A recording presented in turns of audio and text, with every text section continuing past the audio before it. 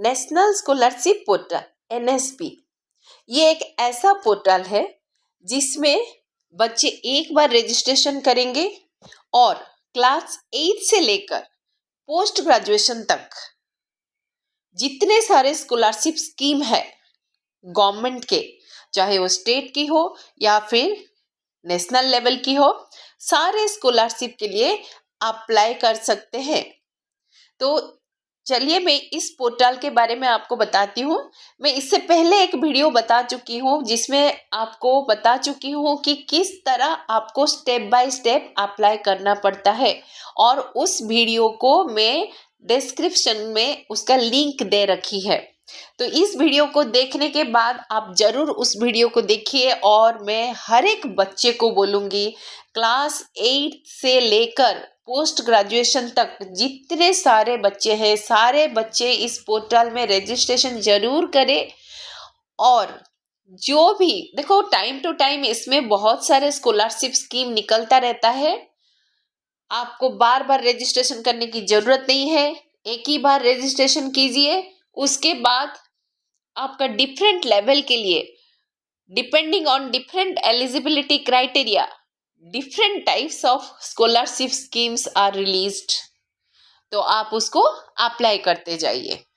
ठीक है, तो चलिए मैं शुरू करती हूँ। ये नेशनल स्कॉलरशिप पोर्टल है क्या, इसमें क्या क्या फायदे आपको मिलते हैं, और इसके लिए आपको कैसे अप्लाई करना पड़ेगा, और इसका तो स्टेप बाय स्टेप में मैं खुद अपना रजिस्ट्रेशन करवा के आपको एक वीडियो बना के डिस्क्रिप्शन में दे रखी है।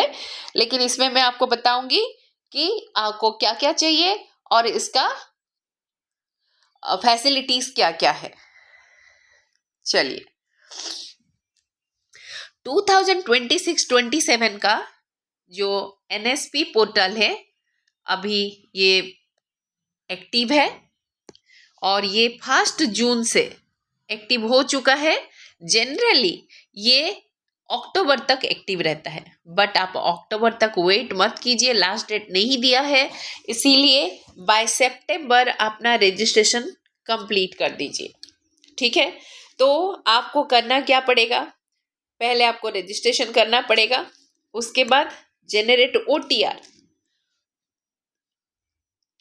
वन टाइम रजिस्ट्रेशन नंबर और रेफरेंस नंबर। आप अपना एक बार ओटीआर जनरेट करोगे और उस ओटीआर को यूज करके आप जितने भी सारे स्कॉलरशिप स्कीम के लिए आप एलिजिबल हो, सबके लिए आप अप्लाई कर पाओगे।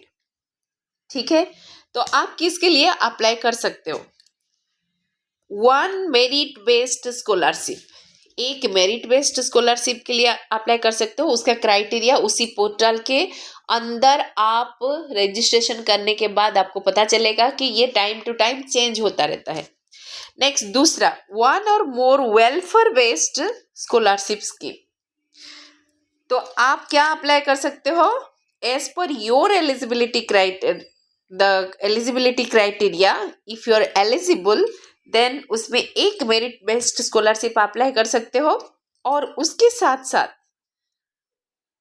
एक या ज्यादा वेलफेयर बेस्ड स्कॉलरशिप स्कीम के लिए भी आप अप्लाई कर सकते हो, if you are eligible criteria आपको रजिस्ट्रेशन के बाद पोर्टल के अंदर आपको मिलेगा, जो कि टाइम टू टाइम चेंज होता रहता है। इसीलिए मैं आप सबसे निवेदन करूंगी कि सारे बच्चे जो क्लास 8 में है, 9th में है, 10th में है, 11th में, 12th में, अप टू पोस्ट ग्रेजुएशन जो भी बच्चे हैं, इस पोर्टल में रजिस्ट्रेशन जरूर करवाइए, और टाइम टू टाइम आप पोर्टल को विजिट कीजिए। उसमें जो भी स्कॉलरशिप निकलता है, अगर आप एलिजिबल हो तो जरूर अप्लाई कीजिए। ठीक है, देखो ये जो है आपका इसके लिए क्या क्या जरूरी है। देखो, सबसे पहला है आप इंडिया का सिटीजन होना चाहिए। बेस प्लेटफॉर्म क्या होता है, आपका आधार, इस कंट्री से आपको, इस नेशन से आपको आधार कार्ड मिला हुआ होना चाहिए, और आधार सीडिंग, आप आधार का रजिस्ट्रेशन देखो, इसमें जब आप रजिस्ट्रेशन करोगे ना, उसमें आधार ऑथेंटिकेशन की जरूरत होती है। सो इसमें आधार सीडिंग किया जाता है और उसके बाद आपका आधार वेरिफिकेशन के बाद आपका एलिजिबिलिटी क्राइटेरिया वेरिफिकेशन में मैं आगे बताऊंगी आपको। एलिजिबिलिटी क्राइटेरिया वेरिफिकेशन के बाद आपको क्या किया जाता है, DBT. What is DBT? Direct benefit transfer. यानी आपका जो अकाउंट है, उस अकाउंट में आपको जो अमाउंट, स्कॉलरशिप अमाउंट, वो सीधा ट्रांसफर हो जाएगा। लेकिन ये अकाउंट आपका आधार के साथ लिंक होना चाहिए और आपका मोबाइल नंबर आधार के साथ लिंक होना चाहिए। ठीक है, इतना आपका जरूरी है। तो इसमें बच्चों आप देखो, ये Aadhaar seeding and Aadhaar deseeding, यानी आप आधार को, अपना आधार का जो इंफॉर्मेशन है आप उसको ब्लॉक कर सकते हो, अनब्लॉक भी कर सकते हो, एंड आप इसको सेल्फ सर्विस मोड में भी रख सकते हो और डायरेक्ट बेनिफिट ट्रांसफर आपको मिल सकता है। ठीक है, सो ये डीबीटी ट्रांजैक्शन को इजी बनाने के लिए आपका आधार सीडिंग बहुत ही जरूरी है। नेक्स्ट, ये जो एनएसपी सर्विसेज, मान लो आप खुद से नहीं, घर में नहीं कर पा रहे हो, लेकिन मैंने खुद से आप कैसे कर पाओगे उसका वीडियो मैंने डिस्क्रिप्शन में दे रखी है। लास्ट ईयर मैंने वो वीडियो बनाई थी और उसमें मेरे स्कूल के बच्चे, काफ़ी बच्चे उसमें बेनिफिटेड हुए थे। तो आप उस वीडियो को जरूर देखना। तो एनएसपी सर्विसेज, मान लो आप एनएसपी में रजिस्ट्रेशन खुद घर में नहीं कर पा रहे हो, आप किसी सेंटर में जा रहे हो, जिस सेंटर को कहा जाता है कॉमन सर्विस सेंटर। ठीक है, CSC, ये कॉमन सर्विस सेंटर हर सिटी में अवेलेबल है, वहीं पर जाकर आप अपना रजिस्ट्रेशन करवा सकते हो। ठीक है, तो वहाँ क्या क्या फैसिलिटी सर्विसेज अवेलेबल है ये आपको जानना जरूरी है। रजिस्ट्रेशन करना है, then one time registration, OTR, आपको वन टाइम रजिस्ट्रेशन नंबर एक मिलता है, रेफरेंस नंबर मिलता है, वो नंबर वो जनरेट करवा के आपको देंगे। फेस ऑथेंटिकेशन करेंगे एंड स्कॉलरशिप एप्लीकेशन आपको निकाल के आपको देंगे। ठीक है, तो इतना सर्विसेज आपका जो CSC कॉमन सर्विस सेंटर होता है वो प्रोवाइड करता है, और जिसके लिए चार्ज होता है ओनली 30 रुपीज़। बट ऐसा नहीं है बच्चों कि 30 रुपीज़ ही हम उसको देंगे, नहीं, वो अपना अपना मतलब कुछ प्रॉफिट तो रखेंगे ही, 100 या 200 रुपीज़ ऐसे ले सकते हैं। बट उसका टोटल चार्ज होता है, एक्चुअल चार्ज होता है 30 rupees inclusive of all taxes. But ये वैरी करता है सेंटर में, सेंटर टू सेंटर। वो अपना जैसे इलेक्ट्रिसिटी का चार्ज, कंप्यूटर में डाटा का चार्ज, ऐसे मिला के वो ले सकते हैं। अच्छा, अभी देखो CSC चार्ज में क्या क्या होता है। जो 30 रुपीज़ है उसमें क्या क्या है, जनरेशन ऑफ रेफरेंस नंबर, जो मैंने बोला आपको OTR जनरेट करेंगे, देन नेक्स्ट बायोमेट्रिक ऑथेंटिकेशन, ठीक है, next generation of OTR number and filing of complete application form.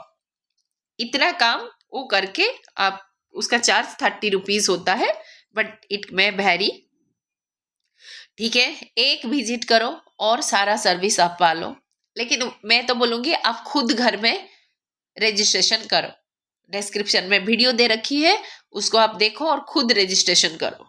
क्योंकि हम देखो बायोमेट्रिक ऑथेंटिकेशन के लिए better not to go outside.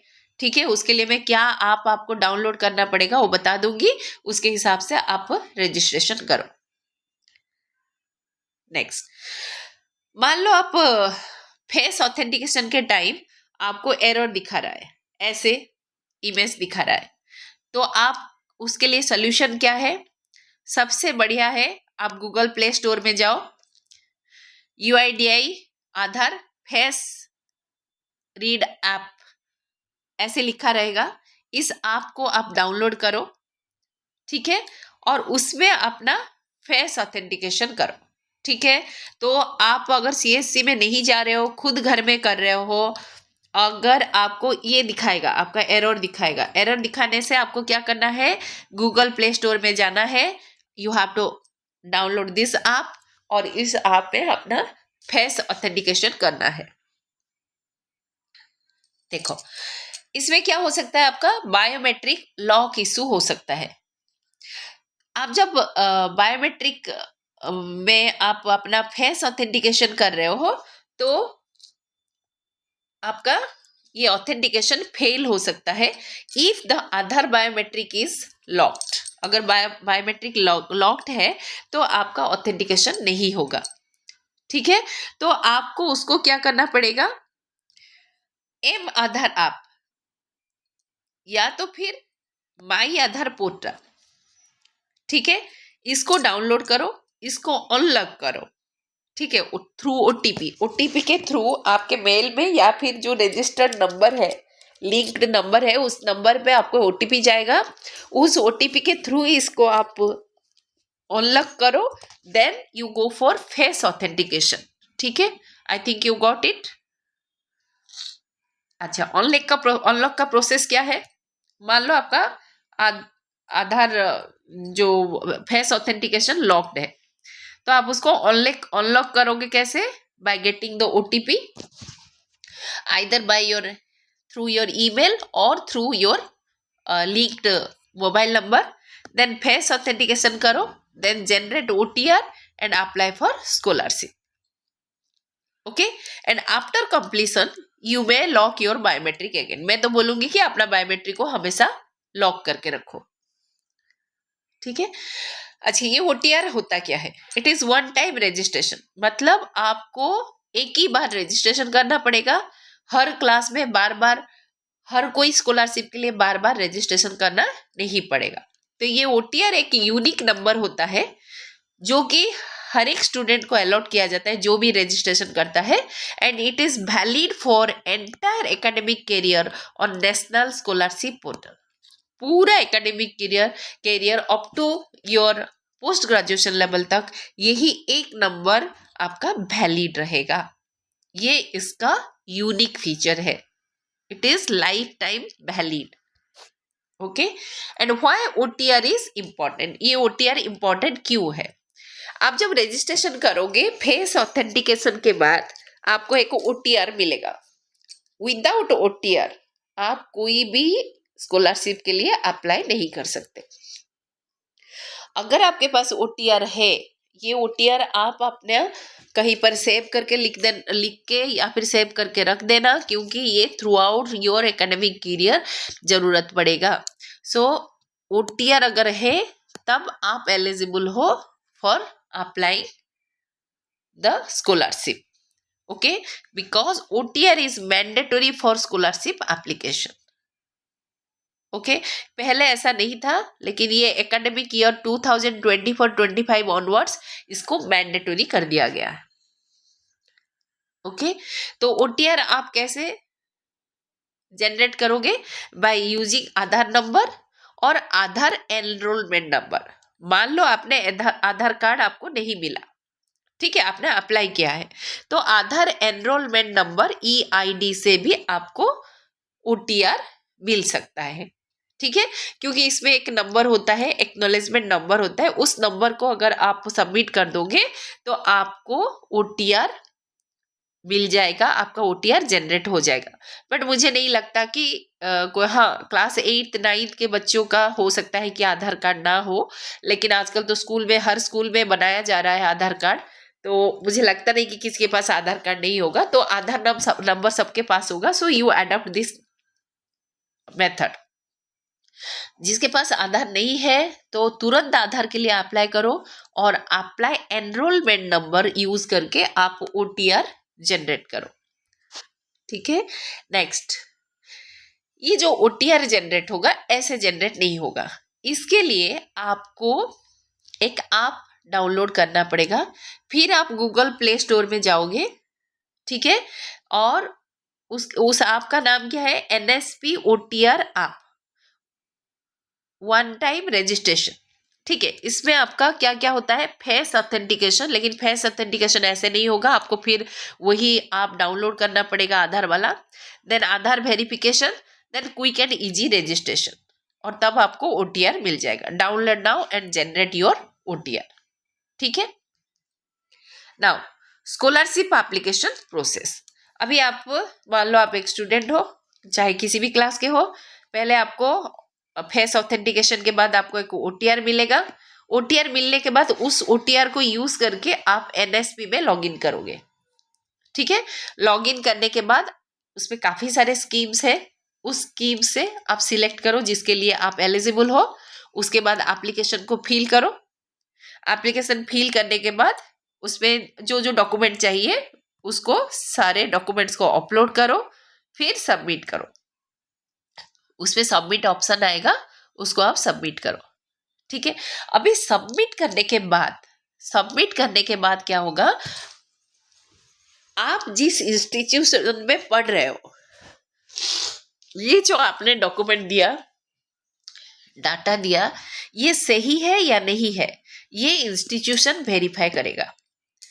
ठीक है, so this data will go to your institution and आपको कुछ करना नहीं पड़ेगा, आप जाकर इंस्टीट्यूशन में देना नहीं पड़ेगा, इंस्टीट्यूशन को रजिस्ट्रेशन करना पड़ेगा। हर एक इंस्टीट्यूशन, हर एक स्कूल इसके लिए रजिस्ट्रेशन करता है, हर एक कॉलेज रजिस्ट्रेशन करता है, और वहाँ पर आपका जो सारे डाटा है चले जाते हैं और आपका इंस्टीट्यूशन उसको वेरीफाई करता है। वेरीफाई करने के बाद नेक्स्ट लेवल पे भेजा जाता है, and if you are eligible, if all your documents are correct, then scholarship is sanctioned and then you get the DBT payment, direct benefit transfer payment।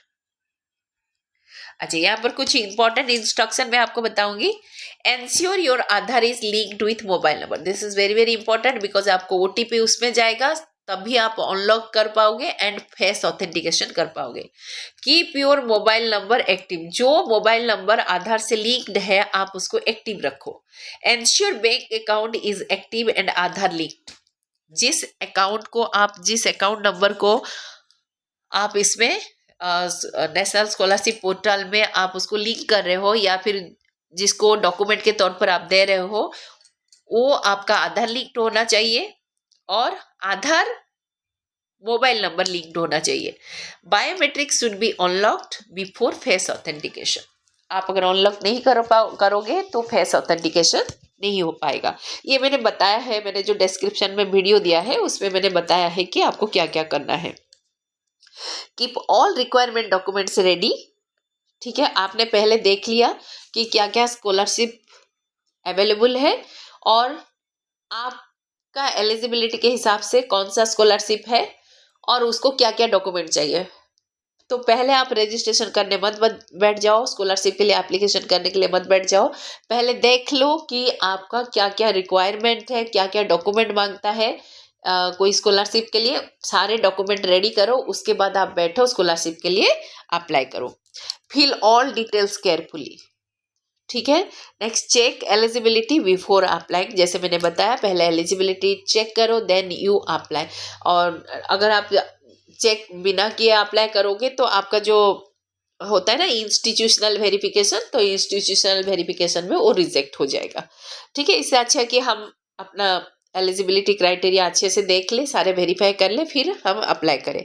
Apply well before the last date.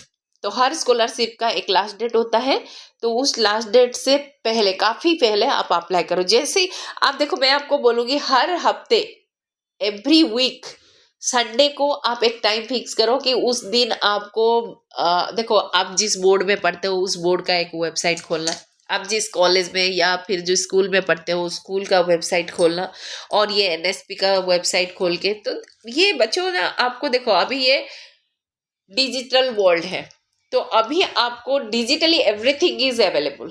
तो आपको सारा website check करना है कि कहाँ पर आपके लिए कुछ अपडेट्स है क्या।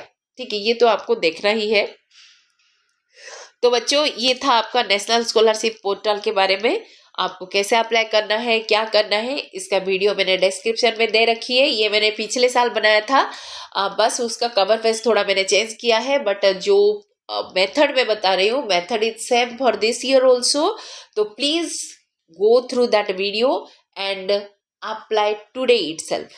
ठीक है, फिर से मैं बता रही हूँ, क्लास 8 से लेकर पोस्ट ग्रेजुएशन तक के स्टूडेंट सारे बच्चे इसमें रजिस्ट्रेशन कर सकते हैं। हर कोई बच्चे के लिए इसमें scholarship, different types of scholarships are available. आपके एलिजिबिलिटी के हिसाब से आप देख लो कि if you are eligible for a particular scholarship, then don't delay, get ready with your documents and apply. Okay, तो इसके साथ मैं ये वीडियो यहीं पर रखती हूँ। डिस्क्रिप्शन में लिंक दे रखी है, देखना मत भूलना। Thank you, bye bye.